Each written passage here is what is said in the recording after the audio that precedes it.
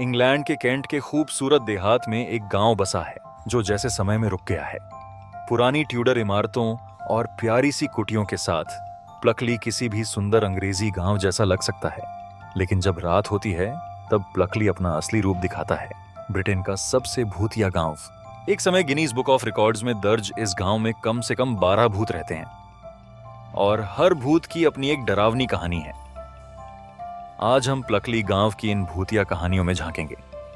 सबसे पहले हम जाते हैं चीखों के जंगल में, जिसे यहाँ के लोग डेरिंग वुड्स कहते हैं। जैसे ही हम इस घने जंगल में कदम रखते हैं, यहाँ की खामोशी दिल दहला देने वाली है।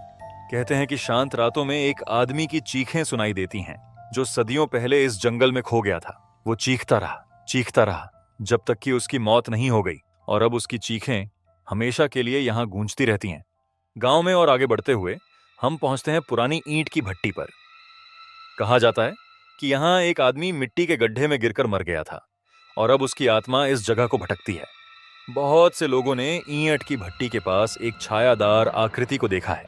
वो अचानक दिखाई देती है और उतनी ही जल्दी गायब हो जाती है। ऐसा लगता है जैसे वो अपनी मौत का दृश्य बार बार दोहरा रहा हो। जैसे जैसे रात गहराती है, हम मोल्टमैन हिल के पास के चौराहे पर पहुंचते हैं। कहानी है कि एक डाकू की यहाँ मौत हुई थी जब उसे तलवार से मारकर एक बलूत के पेड़ से बांध दिया गया था। कहा जाता है कि अंधेरी रातों में उसकी भूतिया आकृति दिखाई देती है, जैसे वो अपने आखिरी पलों को फिर से जी रहा हो। कुछ लोगों ने घोड़े की टापों की आवाज सुनी है और एक छायादार सवार को देखा है। लेकिन प्लकली की सबसे मशहूर भूतिया आत्मा है लाल महिला। कहा जाता है कि वो सेंट निकोलस के चर्चयार्ड में भटकती है। माना जाता है कि लाल महिला डेरिंग परिवार की एक सदस्य थी, जो अपने मृत जन्मे बच्चे की कब्र की तलाश में भटकती है। उसे लाल महिला इसलिए कहा जाता है क्योंकि वो एक लाल गुलाब लिए रहती है, जो उसकी सफेद धूसर छवि में एकमात्र रंग है। जैसे ही हम प्लकली की यात्रा समाप्त करते हैं, हमारे पास जवाबों से ज्यादा सवाल हैं। क्या ये सिर्फ सदियों पुरानी कहानियां हैं, या इस साधारण से दिखने वाले गांव में कुछ और भी है?